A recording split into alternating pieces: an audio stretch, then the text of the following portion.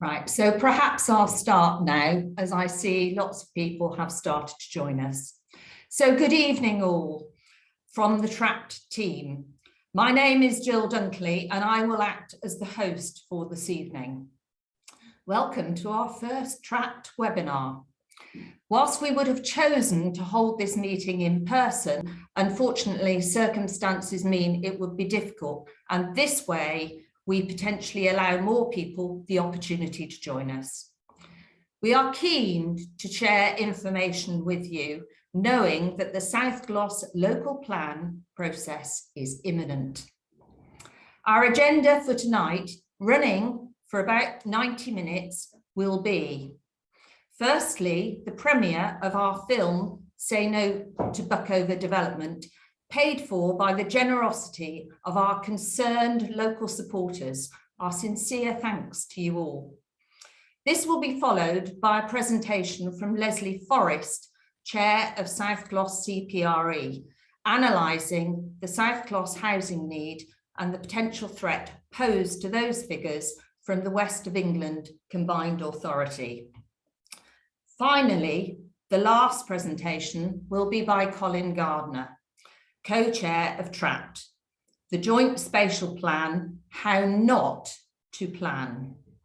This will be followed by a question and answer session of about 30 minutes, for which we will be pleased to be joined on the panel by Toby Savage, the leader of South Gloss Council, Claire Young, the leader of the Lib Dems on South Gloss. Unfortunately, Pat Rooney, the group leader, Luke Hall, our MP, and Dan Norris, the Mayor of WECA, are unable to join us this evening.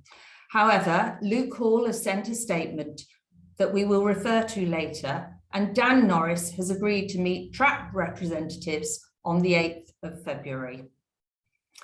You can submit your questions at any point. There is a Q&A selection at the bottom of your screen. Please submit your questions using this selection, and we will try to cover as many as possible when we get to this point of the evening. So without further ado, our premiere of Say No to Buckover Development.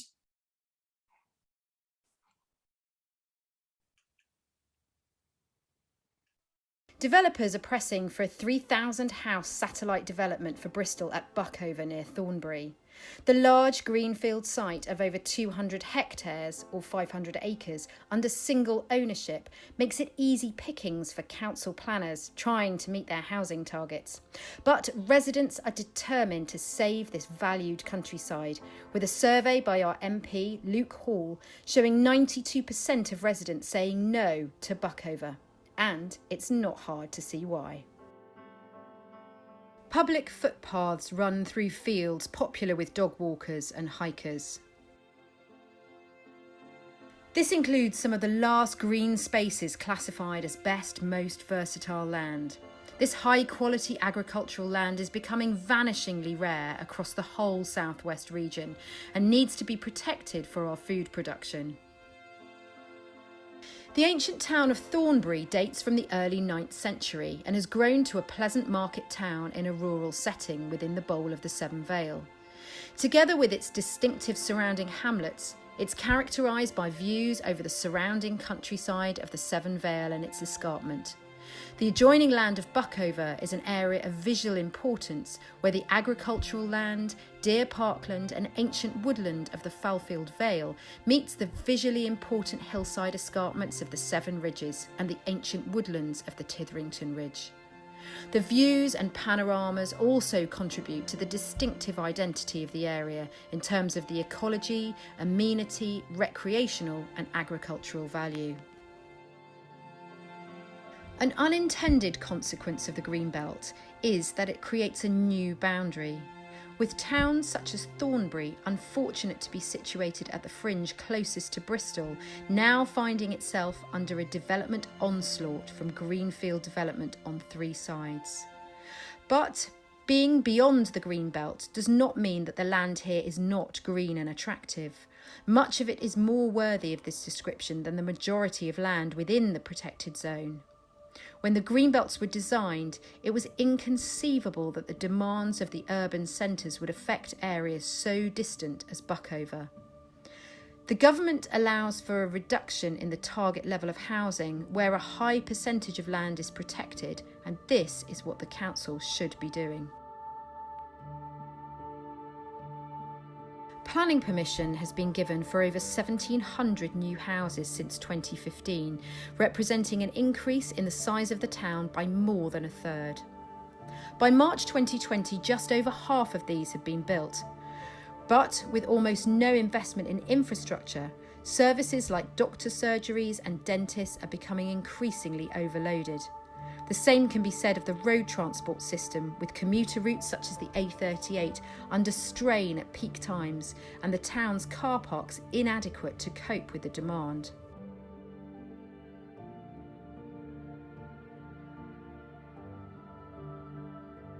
These developments have created an urban bulge around the north and east of the town. On top of these permitted developments, the map shows 2 sites that have submitted applications for a further 850 houses, one of which was rejected on appeal but has been resubmitted in the latest call for sites. However, by far the biggest threat now comes from Buckover, just a stone's throw away from existing permitted development. This massive proposal would dwarf anything granted approval so far. Together with recent existing approvals, it would more than double the size of Thornbury, and even on a standalone basis, it would be larger than any of the existing surrounding villages. But it doesn't end there. Buckover could be a gateway development that would open the door for many more greenfield sites that have submitted an interest in the latest call for sites, all of which lay claim to the argument that if Buckover is approved, then it makes sense to add development on their piece of land as well. The scenario of a continuous urban sprawl linking Thornbury to Fallfield at junction 14 of the M5 is now therefore a real threat. The latest submission from Buckover describes the area as not a valued landscape. We beg to differ. With more than 500 acres concreted over, we lose some of our most beautiful natural landscape. These are some of the signature panoramas that define our area.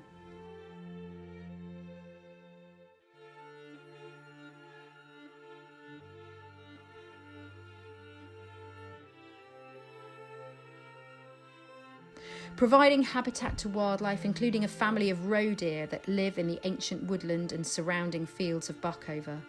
Fallow deer also thrive in these fields, which provide safe routes between the deer parks and ancient woodlands. The A38 already is a dangerous obstacle for them. More urbanisation would change their way of life. These animals are completely wild and not used to humans, but offer a chance to catch a rare glimpse of these wonderful creatures in their natural environment.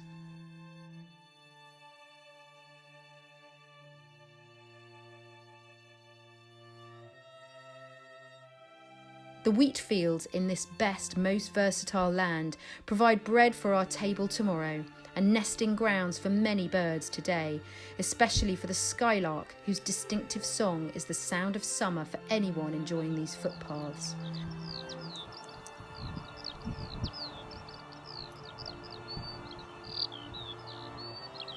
Other iconic sights and sounds are enjoyed courtesy of the pheasant and the woodpecker, which join other protected and rare species such as bats, adders and grass snakes.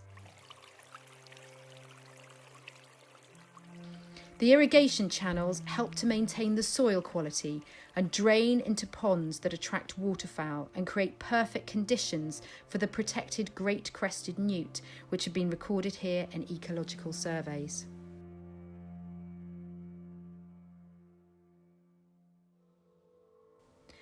This is bad planning on an epic scale. The South Gloucestershire councillors and planners know this, but they're turning a blind eye to the problems.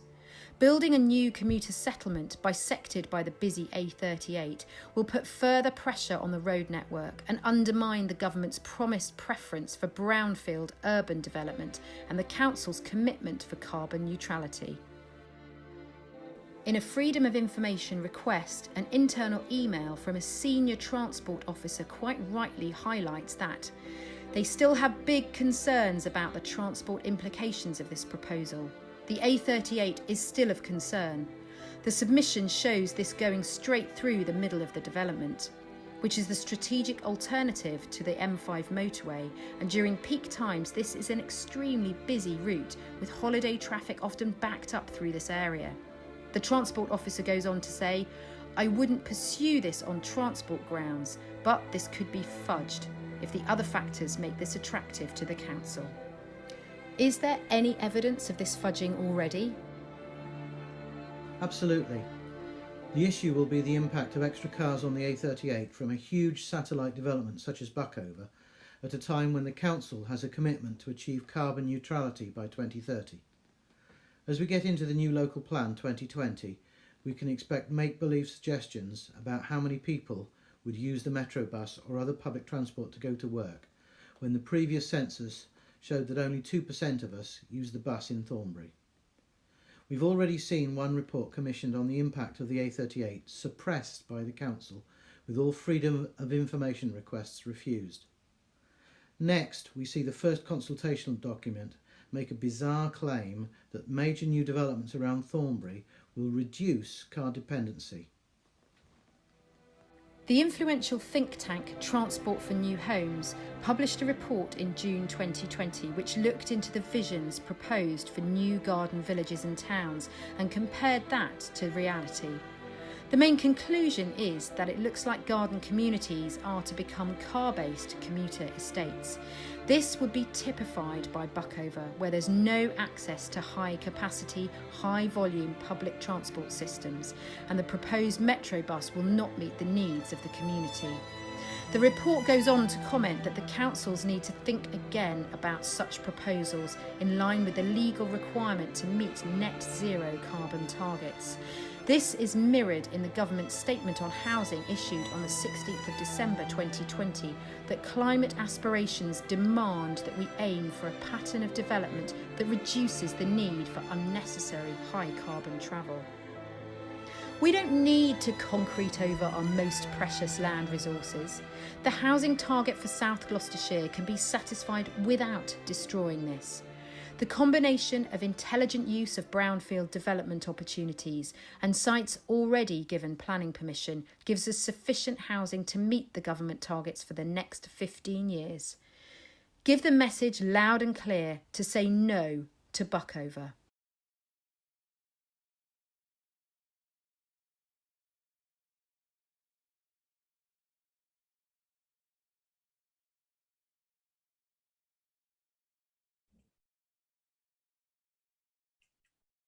Once referred to as the jewel of the Severn Vale, what glorious countryside that sadly could be lost forever.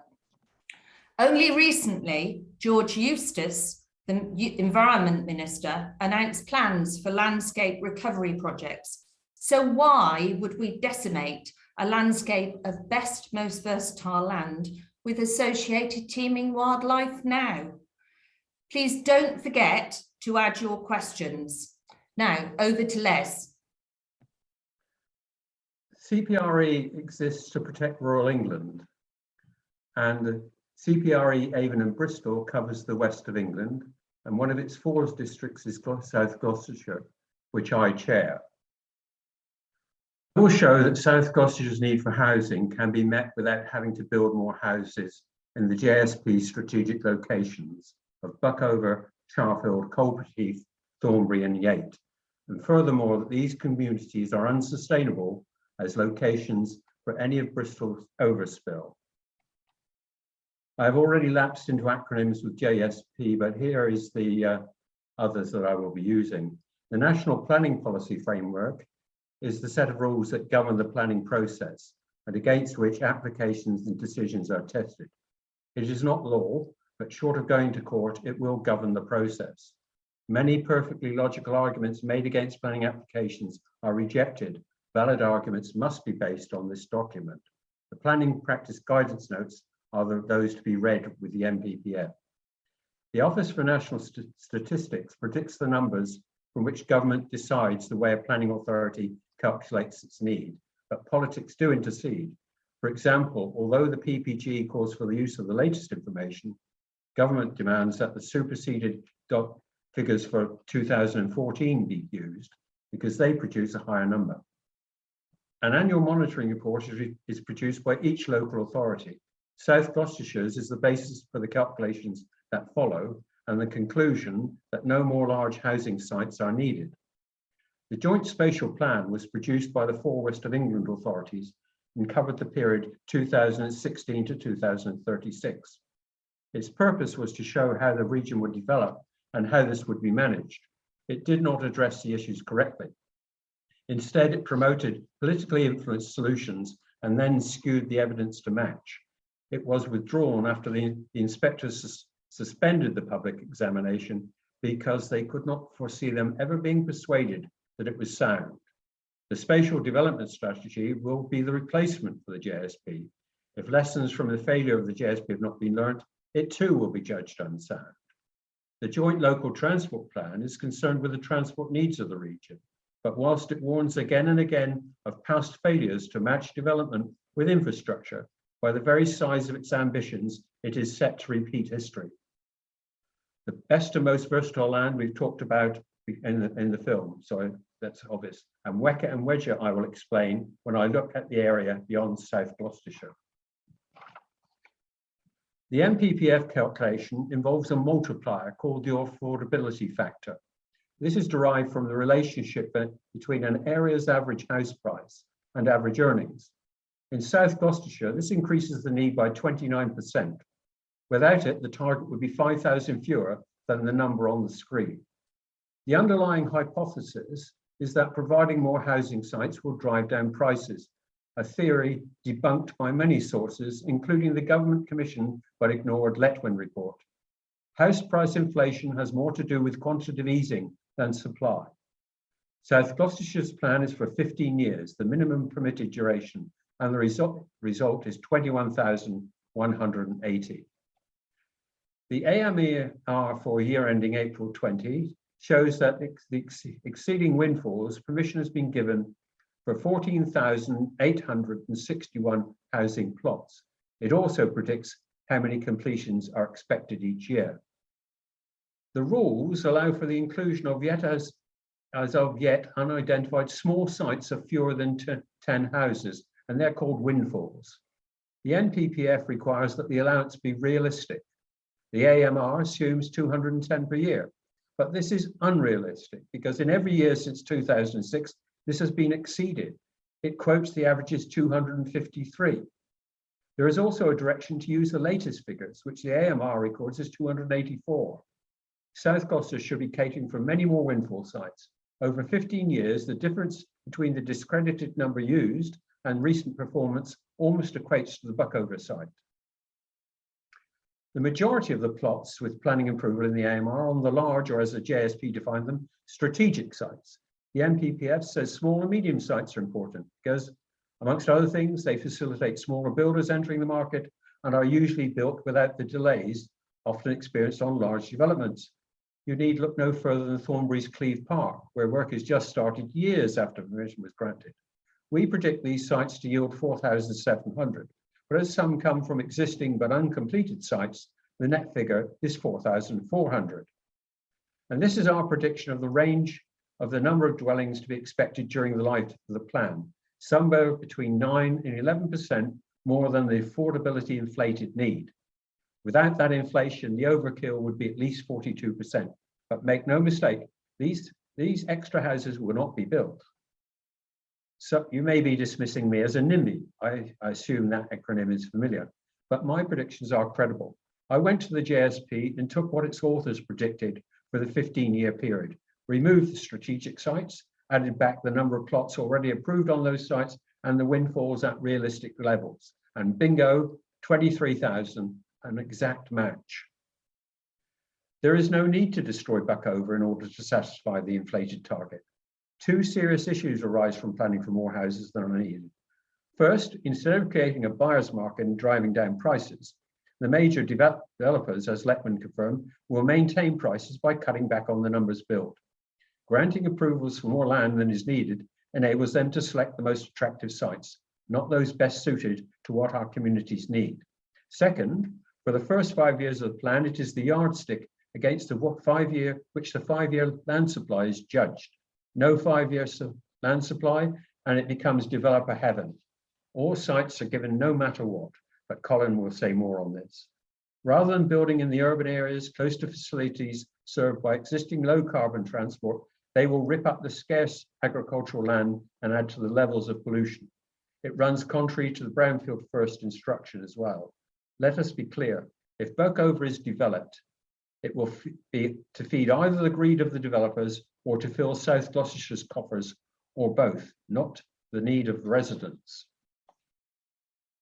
South Gloucestershire with Bath and North East Somerset and Bristol entered into a devolution deal that created the regional mayor. They are the West of England combined authority. Add North Somerset and the result is the West of England joint authority. When drawing up the JSP, WECA allocated South Gloucestershire an extra 8,000 dwellings, significantly more than it did to Baines or North Somerset. And since then, the numbers have increased, Bristol's particularly so. This is the threat. Here are the MPPF figures for the individual authorities that make up WECA and WECA.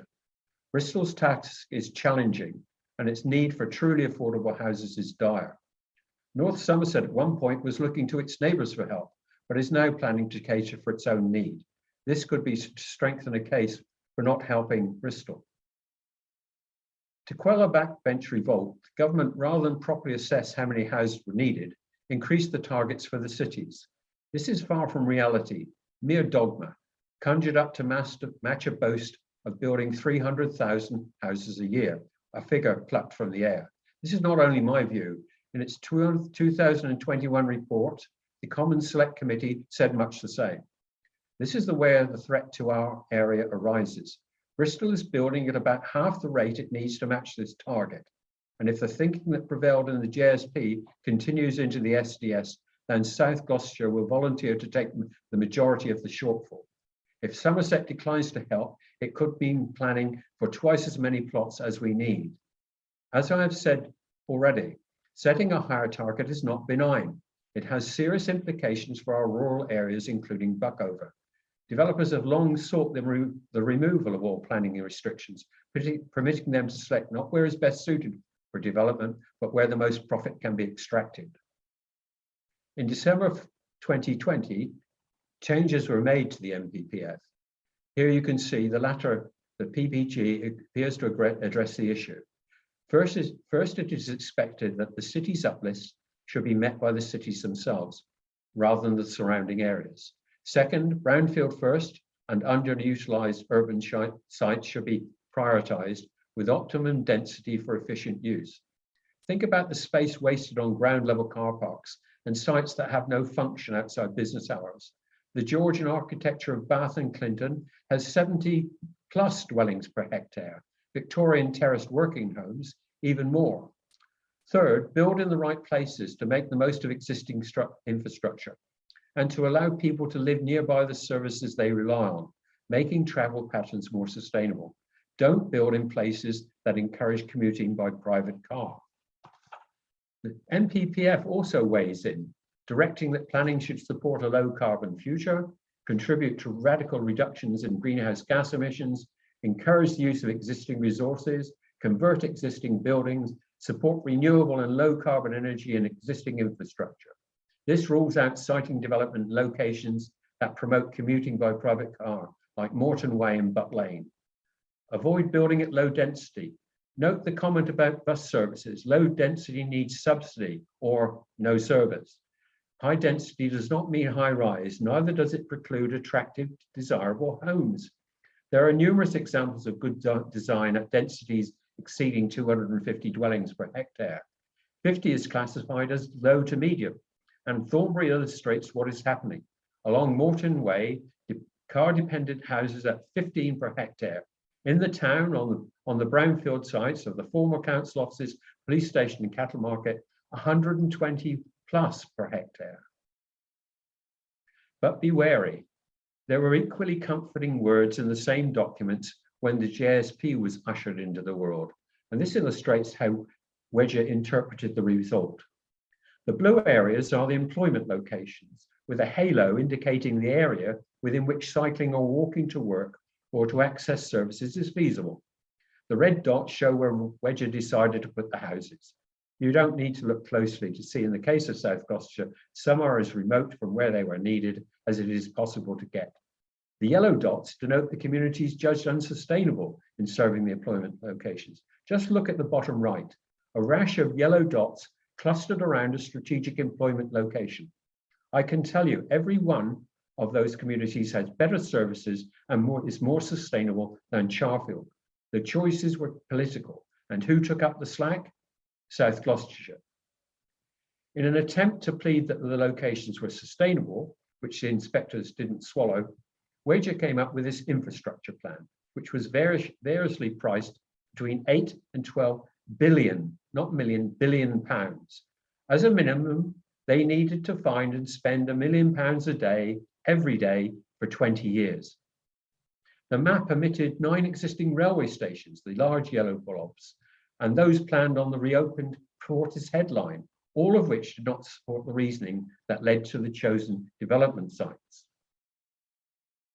The JSP greenfield housing locations are incompatible with these stipulations. They do not address the chronic shortage of places where people can afford to live and work. Their travel patterns would be unsustainable. They require a vast infrastructure investment merely to maintain carbon emissions at 2016 levels, let alone reduce them radically. They foster low density commuter housing. Consequently, we need to monitor carefully the process of producing the SDS. One consultation has been conducted with vague questions and little detail. The next stage, with only 12 weeks to respond, will reveal the detail. And if the past is indicative, claim the answers to the non-specific questions of the previous round give it the legitimacy of democratic support. If SDS turns out to be JSP Mark II, then Buckover will be up for grabs, despite it not matching any of these new requirements. However, in the 3 of the 4 authorities, Bristol being the exception, there are new people, and there is also a new Metro Mayor. Let us hope that they will not make the same mistakes. How do the remote sites help Bristol? Well, you can see they don't. They produce the wrong houses in the wrong places and will be developed at a pace to maintain profitability and not alleviate housing need. Finally, South Gloucestershire is currently consulting on Charfield Station, which the JLTP seeks to sell as the answer to Buckover's remoteness, despite the severe unsolved technical problems arising from the lack of capacity at Westerly Railway Junction. In the JSP, it was also cited as the answer to developing Thornbury and Charfield, and is referred to as a mitigation in the expansion of WECA. How can an hourly service and 70 parking spaces have any significant effect on existing traffic patterns and reduce carbon emissions? Why would people living outside Charfield drive north to commute south, many passing through M5 junction 14 on the way? It is a smokescreen generated to hide that these northern locations are unsustainable. As for Metro buses serving it in Thornbury, they will be gridlocked with the cars. Oh, and a new term is cropping up with regularity in overcoming gridlock: first and last mile. I think the planners have in mind pink scooters. But there are new guys on the block. Let's hope they are reasonable. This shows what can happen to cities not constrained by green belts, with everything made insubordinate to profit. Since 1940, the population of Los Angeles has grown at about the same rate as London. Los Angeles is now so enormous that if transposed here, it would stretch from Brighton to Cambridge. Make sure that those to whom you have loaned your voice, Member of Parliament, Mayor or Councillor, know what it is you want said on your behalf when WECA or WECA come knocking to allocate housing numbers to South Gloss. Thank you, Les. So much to consider here. I'm sure you have lots of questions. Please use the Q&A at the bottom of your screen. And now I will pass over to Colin Gardner. Thank you, Jill. As we approach a critical phase of the new local plan, the Spatial Development Strategy, we look at why the last one went so disastrously wrong, with the benefit of the inside story revealed by a Freedom of Information request, which reminds me I need to add one more acronym to Leslie's list, FOI. The JSP was 5 years in the making and a gigantic waste of time and public money. Inspectors halted the process midway through the examination phase, declaring that it would be pointless to continue. In essence, the problem was that the plan had no strategy. It was just a list of large development locations that the councils found politically expedient to target. Some commentators referred to it as planning with a bingo dabber. The Royal Town Planning Institute was equally damning in their interpretation of the inspector's comments, saying that, quote, there is particular criticism of the nature and process of identification of the 12 strategic development locations, or SDLs. The next question is, were warnings ignored? You could see from the outset that the allocation of houses to South Gloucester was way too large, and we had been trying to find out for years how this came about, with attempts at an FOI request frequently refused and then appealed, until finally the Information Commissioner ruled in our favour and forced the council to comply. We were then taken by surprise to learn the truth about what the South Gloss planners actually thought of the plan, and I will share some of that with you tonight.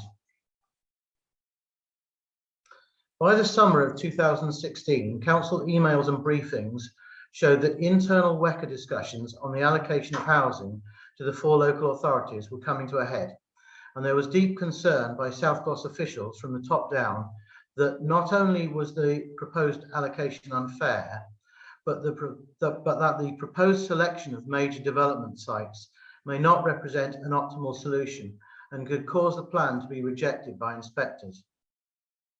In June 2016, we see an email from the Head of Strategic Planning and Housing sent to WECA on the instruction of SGC's Chief Exec, no less, stating that, quote, it is not clear how the emerging locations combine to support the delivery of a clear spatial vision for the next 20 years. It is also not clear to members how an initial search of 15 places in SGC has led to 8 locations being identified. But in North Somerset, the initial places has led to only 3 locations being proposed on the final plan. He elaborated that the plan had to make sense for individual authorities, not just for the region as a whole, stating that, quote, it does still need to make sense and be seen to be fair when looked at on an individual UA basis, unquote. Then in August 2016, the Strategic Planning Policy and Specialist Advice Manager pointed out the unfairness that South Gloss was being asked to plan for 30% of the region's total housing when its need was only 25%. He undermines his own argument later given to members and external bodies that the share given to South Gloss is justified by being close to the recent historical average, by rightly complaining that, quote, if SGC continues to take a share based on its previous share, this risks becoming a self-fulfilling cycle. SGC gets bigger and bigger, others grow at a more sustainable pace and don't catch up, unquote. So even though senior officials were united in their concerns about the unfairness of the allocation and the risk this posed at the examination stage, the plan was approved by South Gloss Council at the Policy and Resources Committee on the 5th of October 2016, with nothing recorded about the concerns of officers. The question is by whom and for what reason were officers' concerns suppressed, and was it a breach of code of conduct to withhold this information from the committee which approved this plan? The answer is watch this space, as this question is the subject of a further ongoing FOI request. What about the over-reliance on big sites? Was this problem foreseen? The short answer is an emphatic yes. In July 2015, the Director Environment and Communities, Steve Evans, now retired, was setting the expectations to his team for the new plan. He said the council was, quote, already struggling to deliver on annual housing targets. Future package of sites needs to be more balanced and less dependent on big sites, unquote. In other words, South Gloss was failing on its 5-year land supply test because that test was based on a plan that was over-reliant on big sites, which are notorious for overly optimistic estimates of delivery rates. Unfortunately, this warning went unheeded, and the JSP in South Gloss went on to propose a whopping 59% of its unapproved housing from large strategic development locations, or SDLs. So by the autumn of 2016, South Gloss had approved a plan which officers said would unfairly commit the authority to a target of too many houses based on a recklessly high proportion of big sites. This is a lethal combination that would have led to a long-term failure on the 5-year land supply test. Let us now turn to what that would have meant for Thornbury. This map shows in solid colours sites either recently built, in progress, approved or on appeal. The hatched areas show all those sites for which landowners have submitted applications as part of the call for sites. A word of caution about this: the submission in the calls for sites is an indication of landowners' willingness for their plot to be considered. It does not mean that it will be accepted or supported by the council. That said, let me draw your attention to some specific sites. At the bottom right in yellow, we have Cleve Park. This is the one we lost on appeal because at that time, South Gloss was unable to demonstrate a 5-year land supply, which in turn was because the previous plan was overly reliant on big sites that failed to deliver as expected. At the top in blue, we have land west of Park Farm. You may also be aware that this includes land that the former council leader, Councillor Riddle, has declared a financial interest in. This site will now go to appeal on the 29th of March, at which Savills will try to disprove the council's calculation of the 5-year supply by pointing out the poor track record of the big sites in delivering their housing target. Furthermore, they claim that the debacle of the JSP means that the old core strategy is now out of date, so that its restrictions on building locations can be ignored. Had the JSP been approved, not only would Buckover have been given the green light, but we would almost certainly be facing the prospect of being unable to demonstrate a 5-year land supply, so that the protection of the much vaunted strategic green gap to the west of Buckover would have disappeared, and potentially all of the land adjoining Buckover would have been allowed. The lesson here is that we do need a plan in place, but we also need it to be robust, which means not over-promising the totals or being overly reliant on big sites. And of course, it's no good if the cure is just as bad as the illness. This chart, taken from the council's latest AMR, shows a sickening trend away from brownfield development towards greenfield. But the key question is whether the plan attempted to do anything about it. To answer this question for the JSP, we looked at the process for arriving at what the JSP referred to as urban living, using information from our FOI. The official line in the JSP is to ensure that all opportunities to maximise brownfield land before greenfield development locations are required. The truth, however, is that these were just words for the benefit of the inspectors, and the reality, in South Gloss at least, was that urban living was treated as a balancing figure to maintain the commitment to the overall total. In the final version of the JSP, urban living was set at 2,900 units. However, we now know that in successive drafts, this figure swung wildly between 1,000 and 3,900 units to counteract changing estimates for the combined total of the major sites. A good example is found in Cabinet briefing papers of June 2017, which state that SGC targets for urban living have been revised to add several hundred, while strategic sites at Yates, Sodbury and Buckover have been reduced by a few hundred each. In the new plan, we believe that it will be vital to genuinely put brownfield development first in an innovative and ambitious manner. We think South Gloss should expressly set an ambitious target in the new local plan to change the direction of the greenfield-brownfield mix. Turning now to private car usage, the chart on the right shows a steady growth in car usage from 2014. In parallel, we see gradual improvements in carbon emissions from both household and industrial sources, resulting in an exponential growth of the proportion of CO2 from private car usage. In 2005, it accounted for less than a fifth of the total emissions, but in just 13 years, it has grown to more than a third of the total. The crucial question is, did the JSP attempt to tackle this problem? The answer is no, it did the opposite by promoting car-based greenfield satellite developments such as Thornbury, Buckover and Charfield, which it then tried to justify by promising fantasy money to tackle the road pinch points. By failing to address the problem of private car growth, the council will fail miserably to meet its obligation for carbon neutrality. This takes us to the question about what else the FOI told us about the council's concerns over the development options for Buckover and Thornbury, in which it shouldn't surprise us that the transport issue features strongly. In July 2016, Councillor Riddle made an internal presentation about the pros and cons for each potential development location.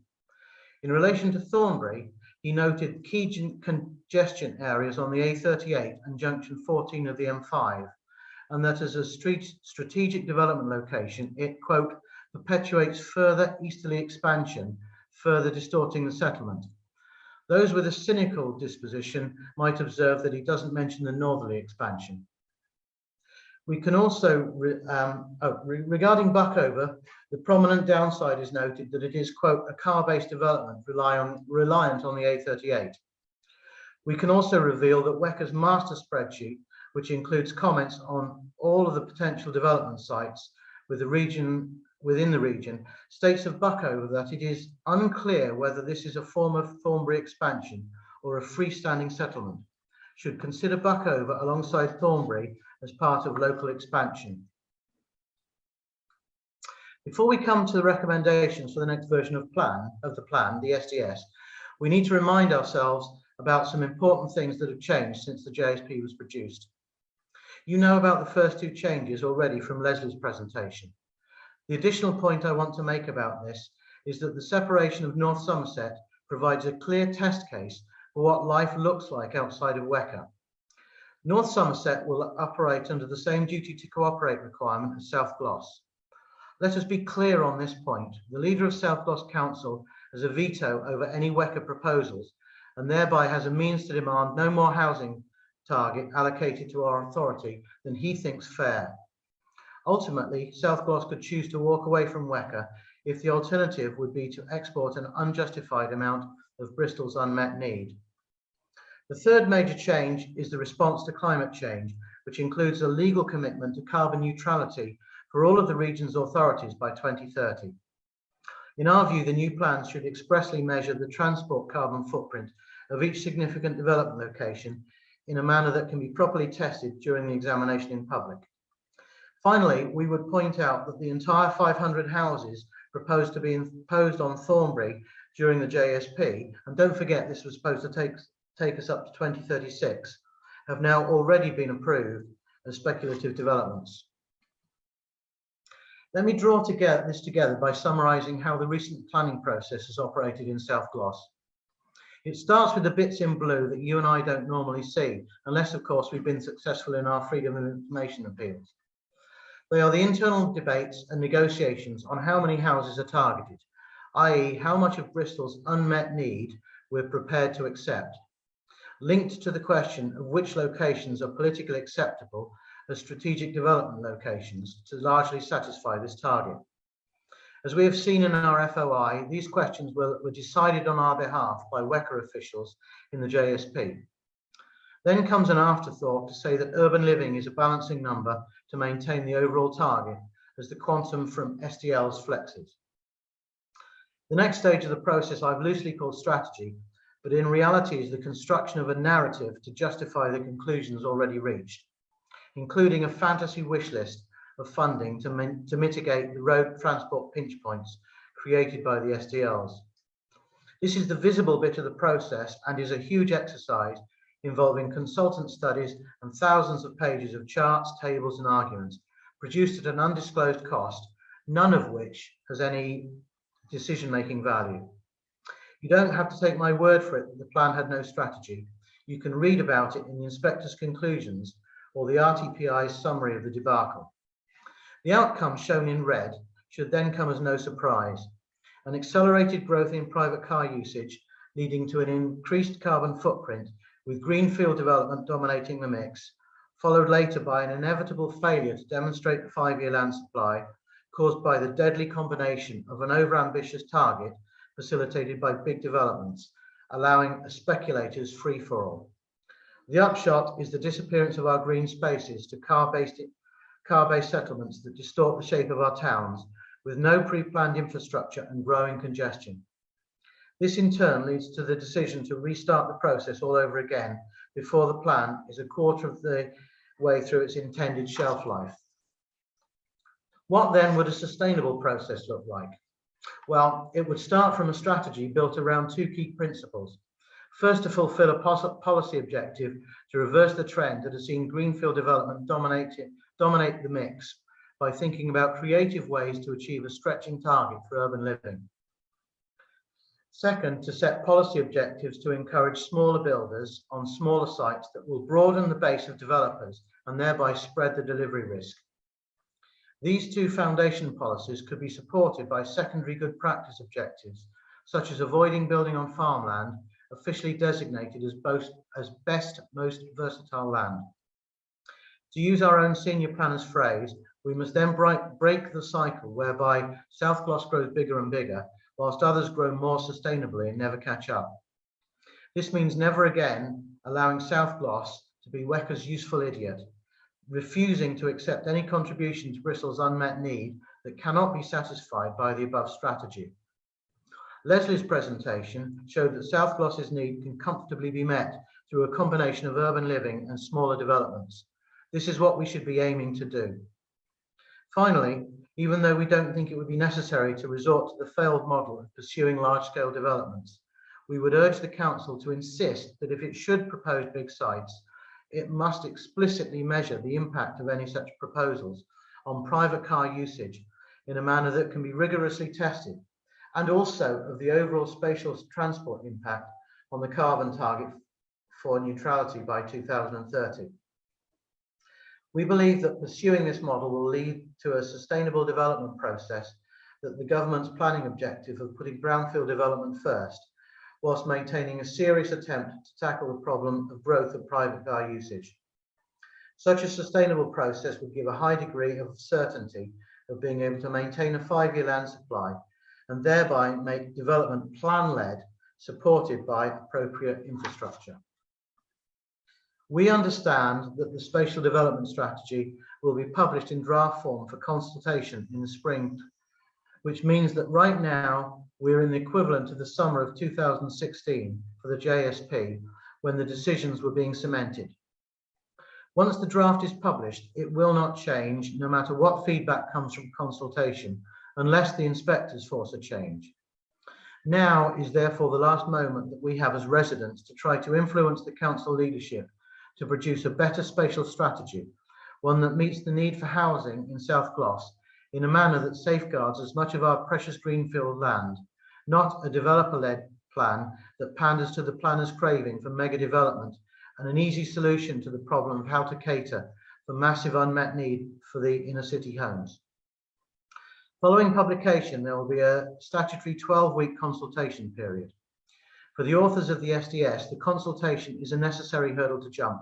They're not interested in your views or mine.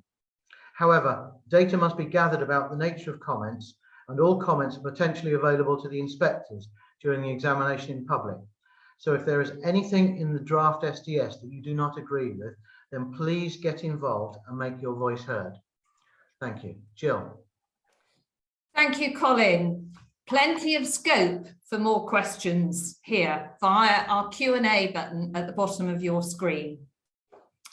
Please heed the concerns expressed this evening and the dates of the process that's going to follow. Get involved and be proactive in protecting and shaping the future of our historic market town and the environs beyond. We are all just custodians for its future well-being. So now we move on to our question and answer session.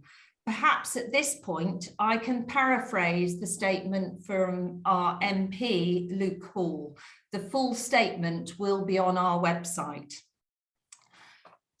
Thank you for your ongoing efforts and for all your support in the ongoing campaign to prevent a Buckover garden village being built on the edge of Thornbury.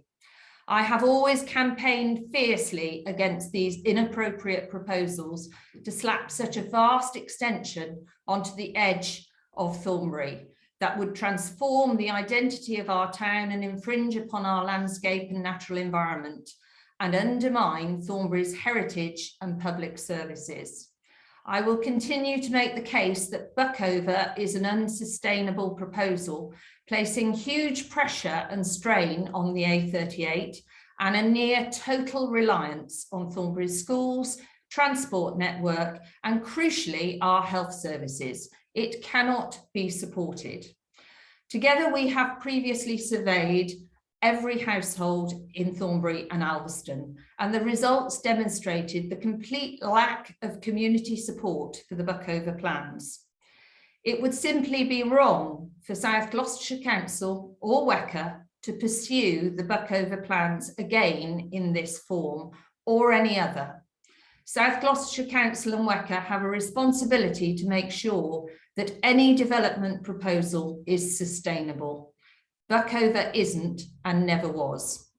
I remain completely opposed to poorly thought out plans and inappropriate development for South Gloucestershire. And in my capacity as your local MP, I am having ongoing discussions at every level to make crystal clear that the whole community rejects the poorly thought through plans. So that was our statement from Luke Hall. So at this point, I would like to welcome Toby Savage and Claire Young to the panel to help answer your questions. Thank you, Claire. Thank you, Toby. And Colin and Les are there too.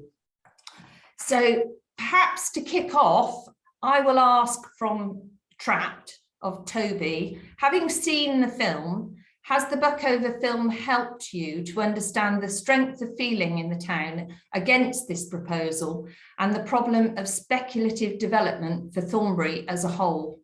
Thank you, Jill, and good evening, everybody. And thank you very much for the presentations so far this evening. So to answer your question, Jill, yes, it has been helpful, and I think the need to ensure that development comes forward in a sustainable way is really important. And you know, I know the challenges that Thornbury has faced with speculative development that has come forward in an unplanned way, and you know, it's not the way that the council would wish to see development come forward. One of the sites that that's been referenced so far this evening has been Cleeve Park. And in that site in particular, the council felt very strongly that should not happen, and so we did judicially review the planning inspectorate decision on that site, but sadly we're not successful.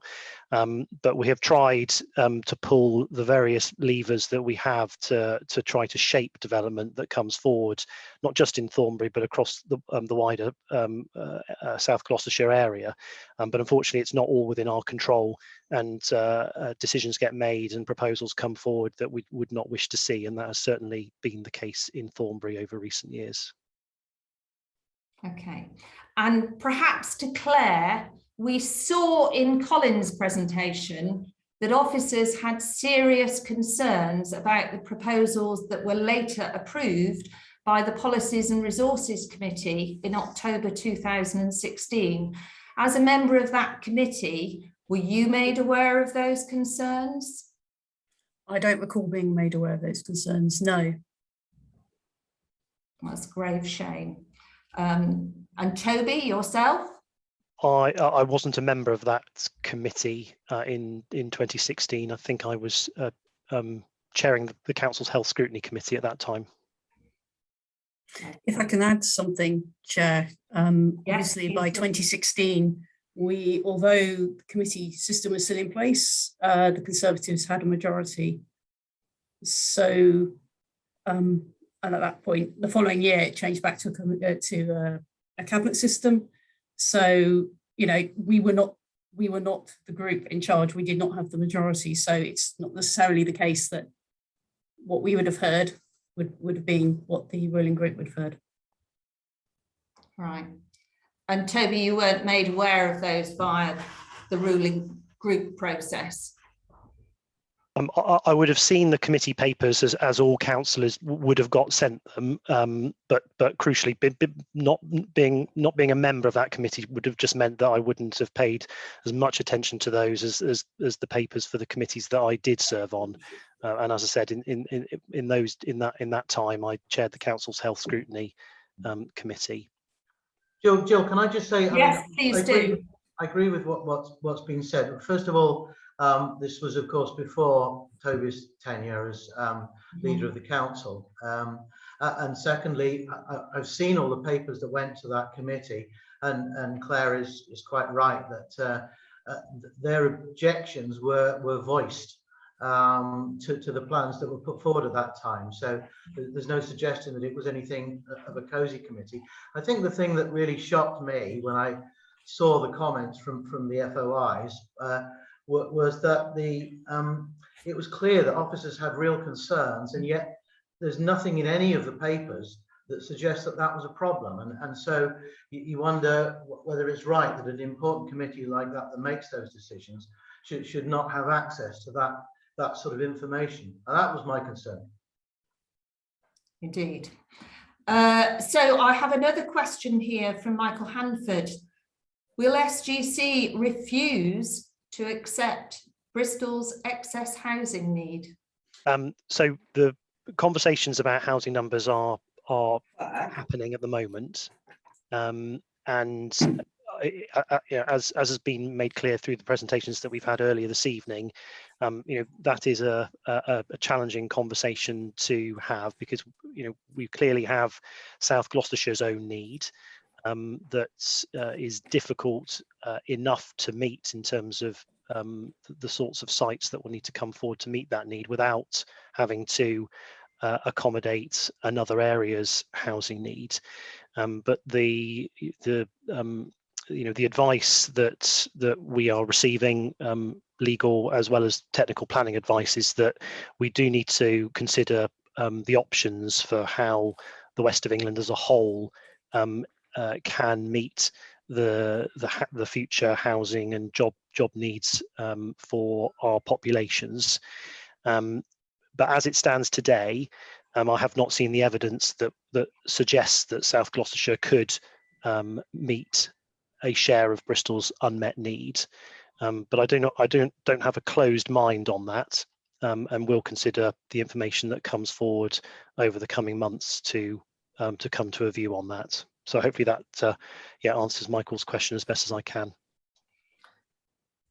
Well, I would just comment that clearly under the JSP, South Gloss was going to, in a big way. You're suggesting that you are not closed to that idea, that you would carry on and do the same and take some of them, from what you've just said. Yeah. I've said that I don't have a closed mind on the matter, but as it stands right now, I have not seen the evidence or justification to suggest that South Gloucestershire could take a share of Bristol's unmet need. And so how would that work with the 15-minute community of being by employment and what have you? Precisely, this is one of the, that's why, as I've said, evidence to support that I have not yet seen. So I'm just going to end up repeating the previous answer that I've given Jill. All right, Claire, would you like to comment? Well, I think there is a problem. There's a bigger problem here. That the government effectively says you're in an area with a high density of people already, so you need to provide even more housing. And there obviously comes a point where that's simply not possible, that the capacity of an area to take additional housing. And I think we need to be very robust in pushing back on that and saying, as an area, we have taken a very significant amount of housing, and we have some very significant constraints, the AONB, floodplains, the greenbelt. And I think we need to therefore be pushing back You know, it's one thing for Bristol to say it cannot meet its need, but they too need to be taking the approach, the urban living approach that's now being talked about, the 15-minute towns and the 15-minute communities, needs to apply to the people in Bristol as well. Those communities need to be developed in that way, because that's sustainable. One of the things that's changed since the JSP was drafted is that we have declared a climate emergency, and we, you know, that has to run through all our thinking. So I do think we need to take a very robust approach in pushing back and making sure that Bristol is delivering those needs. And it's not just simply about the climate emergency. It's also about the fact that, you know, if you're in a low-paid job in the middle of Bristol, then delivering housing miles out of town with inbuilt commuting costs is just not sustainable for you personally either. So there are many reasons why we need to be robust on this. Les, were you wishing to comment? I would like to add something to that. I agree with Claire. There is what Bristol needs in terms of the type of houses it needs and where it needs them doesn't really match what South Gloucestershire could offer. But what I don't understand is why nobody looks back at what government is saying. In December 2020, the then Secretary of State in the Ministry of whatever it was, a Department of Housing, Local Government and Communities, now transformed into levelling up and all sorts of other things. And he said, in answer to a question, he said, the calculation is not a target. He said that's been badly misunderstood. I could actually read you his exact quotation if you want. But he said it's not a target. It has to take into account the restrictions imposed on an area by protected land. And that means green belt. And what nobody's talked about is the Cotswold AONB. That takes up a huge amount of South Gloucestershire. And this was again said when it was raised by the member for Kingswood, Mr. Skidmore. And he got it in a written answer from Mr. Pincher, the minister, who is still in post. The same thing. Start from what you can handle and work backwards. Now, amongst the four authorities, we have perhaps a unique position. We have a conservative controlled authority. We have 3 conservative MPs, and they. So why are we not taking the minister at his word and starting and reversing the whole process? Start with what you can accommodate and then work back from that way, rather than take a target and distribute it all over the place to provide houses that really nobody will buy, nobody will need them. These inflated figures, houses won't be built. The figure for Bristol is there was about 200,000 houses in Bristol. The figure is suggesting that they need to build 25% of their current housing. That's nonsense. Interestingly, we have a question from Richard Lloyd. The ONS shows that new projections are going to give slower growth due to lower birth rate and immigration. Why are 2014 projections still being used? They cannot be justified. The government should be pressed again to use the latest projections. Will you press for that? So we will be pressing on that. We had already as a council pushed back on the first iteration of the new standard methodology. And that did result in a reduction for South Gloucestershire over the last 12 months as that has been debated nationally. And we did pass a motion at council on a cross-party basis, raising concerns about the broader changes to the planning system. So we do continue to challenge the government and to raise the issues that are particular to South Gloucestershire, and we do that through our members of parliament to ensure that our voices is heard within Westminster, But of course, it is one voice amongst many. But it is something that we do continue to raise, and that is also through the various lobbying organisations that the council is a part of, whether that is the local government association, and indeed other organisations that we're part of. Okay, Claire, would you like to comment at all? I can't see that. I don't have Richard's question. Well, can you read it out to me? The ONS has just released new projections on population growth, which indicate slower growth in future years from lower birth rates and lower immigration. Continuing to use 2014 projections can no longer be justified. The government must be pressed again to use the latest projections. Yes, I would agree with that. Yeah, wholeheartedly agree. And yeah, so talking about house prices, Les, in Bristol, Peter Tyzak asks, the idea of building more houses that prices will come down is of course an absolute myth, as Leslie indicated from the Letwin report, and purely suits the investors. Do you agree, Toby? I agree to an extent. I think that the reason that there is so much disagreement about whether the supply of housing affects price is that there is not a clear and definitive set of data or evidence to necessarily conclude that. It is a complicated picture. It's why the Letwin review was commissioned, in order to try to get to the bottom of it. So I think it is a complicated picture. Particularly around the extent to which additional housing impacts on prices.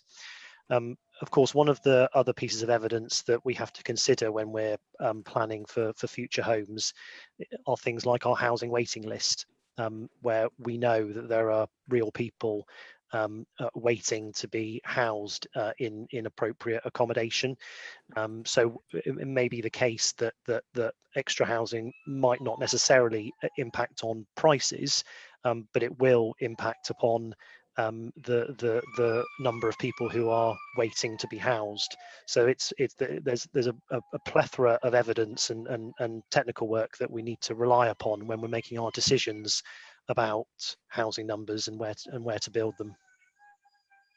Okay, thank you, Toby. Claire, comment? Yeah, some years ago, I think 2015, around 2016 maybe, in conjunction with Yates, Tankats did a piece of work looking at the number of houses that were available in the Yates area, but similar things would apply to Thornbury. That people living in the town on an average, the average wage for the town could afford. And essentially, people have kept an eye on this informally since then. None of the housing being delivered is at a price that a single person on an average wage can afford. And I think Toby referred to the waiting lists, and that shows that rather than relying on developers delivering big developments, we need to be looking at delivering more social housing on smaller developments that meet local need. That is the only way to tackle the waiting list. Simply relying on getting 35% when often we have problems where those get negotiated down on the grounds of viability. That isn't delivering the sort of housing to shorten those waiting lists. What we've seen around Thornbury and similar around Yates is you get developers would prefer to deliver large 3-4 bed detached, semi-detached, very expensive homes which simply aren't affordable even to someone on average wage, let alone something that somebody sitting on a council waiting list can afford. So I think we need to look at different forms of delivery. Yeah, okay. So yes, on the social housing front, we have a question here. Why are developers allowed to reduce social housing from the agreed numbers, and then distribute that social housing within the private housing, that there's lots of evidence of issues arising from that on housing estates in Thornbury. So perhaps you'd comment on that. I know the Park Farm development, there was a significant drop in the number of social homes that were permitted to be developed, or they were asked to be developed and then weren't. Toby? Thank you, Jill. And sorry, I didn't catch the name of the person who asked that question. I don't have a name on that one. Oh, fine. Okay.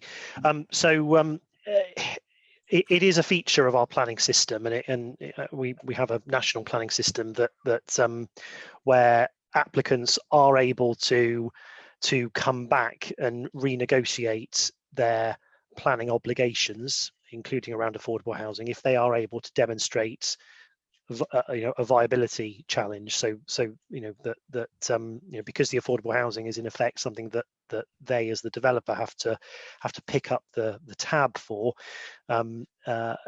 if actually when you take that into account, the development is no longer economic to bring forward, that is something that they are able to renegotiate with the council.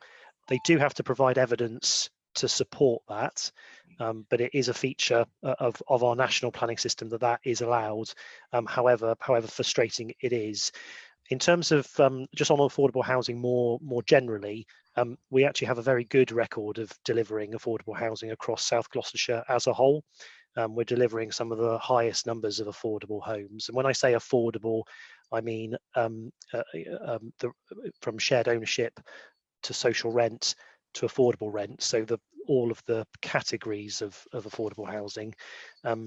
We've never delivered so many, and that is a good thing, because it is helping to house those most in need. On that front, though, I am aware that when we did some canvassing previously, we had a number that said they didn't wish to be in Thornbury, they wanted to be in Bristol. So yes, we may be having some out in Thornbury, but lots of people have been being put in them that don't want to be there. I'd be interested in finding out a bit more about those particular cases, because the way that our social housing is allocated, it's through our home choice system, where actually people are able to express a choice as social homes become available, as they're built. They're then advertised on the home choice system, and depending on your banding, you're then able to bid for particular properties. So there is some choice within the system, but I'd be happy to follow up on those specific cases to understand why somebody's been housed in an area that they didn't want to be. Claire, would you like to comment?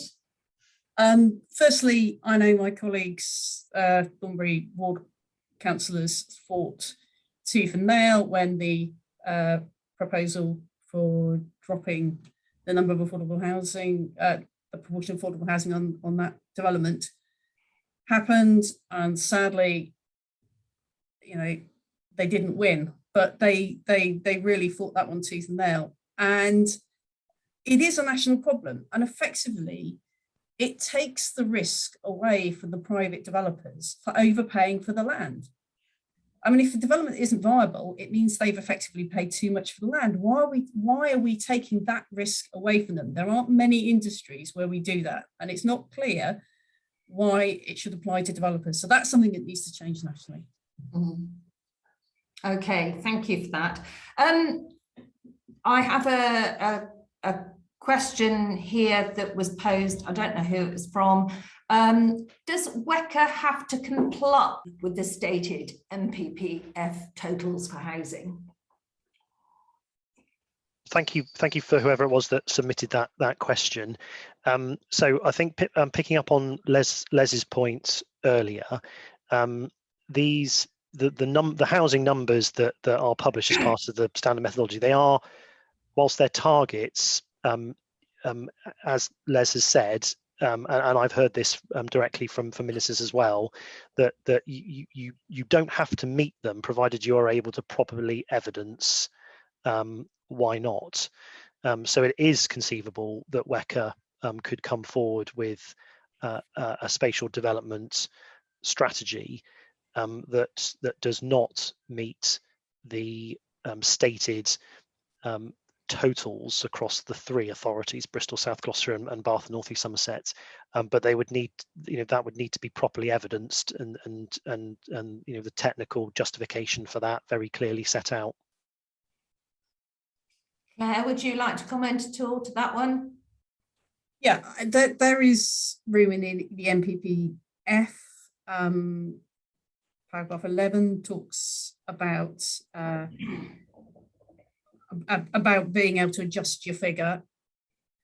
It is very heavily footnoted, and it's something it's definitely something we should be considering, and it would be something that would need to be fought out at public inquiry, because you would need to evidence that. But I think we do have the constraints, as I talked about earlier. We have the AONB, we have the Greenbelt, we have the 7 floodplains. We've got very significant constraints. Do we actually know what the figure is for Bristol? We do. If you just bear with me for a moment. I don't have Bristol figures at the top of my head for obvious reasons, but I think I can lay my hands on it. So I think Les in his slides talks about South Gloucestershire's indicative housing need being 1,400 homes a year. The equivalent Bristol figure is 3,196. Okay. Just to give you a sense of between the two. That's the easy figure.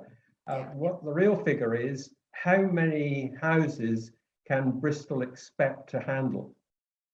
We all know what the total is. It's this ridiculous figure of they need to build a quarter of Bristol again in the next 15 years. That's the ONS generated figure. But the real question is, how many of those houses could they accommodate? As I said in my presentation, they're currently building about 1,500 a year, which is half this new figure. And when I last looked at the local plan for Bristol, it's pretty vague, but the only thing I could find was that they had an ambition to do 2,000 a year. Well, that still leaves 1,100 or 1,200 a year unmet. Another one. Turning to the carbon environmental issue, why shouldn't the South Gloss planning authorities not require every home built to have electrical vehicle charging points, solar panels, and air and ground source heat pumps? Thanks. That's from Simon Moore. Well, thank you, Simon, for your question. So we do want our policy to be able to require that. It's true to say that our existing policy does not, although we have tried to strengthen that as much as we can in recent years. But the only way that we'll be able to properly increase our requirements on carbon and climate performance of new development is through our new local plan. And we are progressing with that as far as we can, recognising that there is a relationship between our local plan and the West of England's SDS, and a consultation on the next stage of that local plan will be starting next month. And as I said, that does set out ambitions around climate and environmental sustainability, and I'd encourage Simon and others who have got an interest in that to please contribute as part of that consultation. Colin, you want to come in there? Yeah, it is an important feature that clearly all new developments, it's sort of an easy win, isn't it, to insist that they have the right environmental standards. I was a bit staggered when we recently went to the Cleve Park Reserve Matters application, and one of the committee asked the question: does the builder have to put in low carbon sourced heating, or can they continue to put in sort of gas boilers that have to be replaced in 3 years? And the answer was no, there's no restriction on them whatsoever. So it just seemed such an easy thing to do, to insist that new developments have those standards. But one other point I want to make is it's all very well for having high standards in the new houses that are built, but probably the biggest single decision that the councils can have on the carbon footprint is the relationship between where people are going to live and where they will work and where they will spend their social time, and how they will get from those two places. So that whole kind of spatial thing, frankly, in the JSP was completely missed out. There was nothing in there at all. So I really hope, and I assume it will be the case, given now the legal commitment that all of the authorities have to zero carbon footprint, that will be a really important part of the decision making. Yeah, Claire, would you like to make any comment? I think Colin has taken many words out of my mouth, really, because on the point about standards, absolutely agree. And it was a shame that we had a weakening of the standards at national level. And it could be, if national standards were to be imposed, that would it would potentially deal with the problem ahead of South Gloucestershire being able to get its local plan in place. But absolutely, you can do all those things, but if you're still having to commute a long distance, even if you've got an electric vehicle, and that requires you to be able to afford to get an electric vehicle in the first place, you will still, while our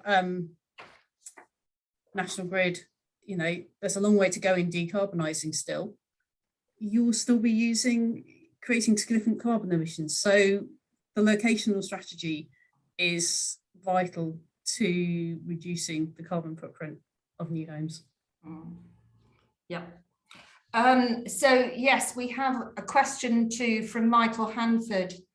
Is there a possibility to substitute low quality acres of green belt near Bristol for building in exchange for new high quality equal acres of green belt around Thornbury to help meet zero carbon transport goals? Thank you, Jill, and thank you. Was it Michael? Michael, yeah, for that question. So I think there is a way, and I think it is set out within the NPPF, although I couldn't name you the particular paragraph, where it is possible to designate new areas of green belts, as well as being able to remove areas of the green belt. So I think that is a flexibility that is permitted in planning policy. But as with everything, you need to properly evidence it and be able to technically justify it. So whilst it's possible in theory, the evidence would need to be very strong as to why that's merited. Les, you'd like to comment? Greenbelt, touching Greenbelt is really a no-no for us. I've heard it said over God knows how many years, but we will give you some Greenbelt back somewhere else. I've never heard of where it happened. And in any case, look how far urban Bristol now extends north into South Gloucestershire.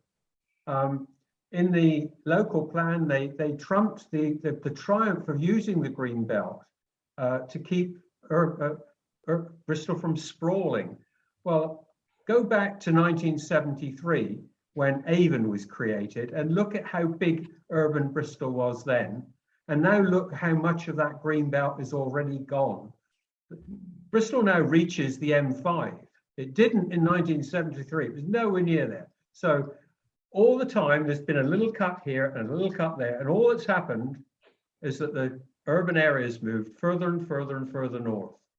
So there is no piece of green belt conveniently situated in South Gloucestershire, which will help Bristol's problem. Okay, thank you. Claire, you wanted to come in there. Yeah, a couple of points. Firstly, it was one of the points we made at the joint spatial plan hearings when we were speaking against the proposals, that there hadn't, as part of that process, there hadn't been a review areas were being proposed to be taken out without there being a proper assessment of the purposes of the green belt, and without considering whether a review could also include creating new green belt.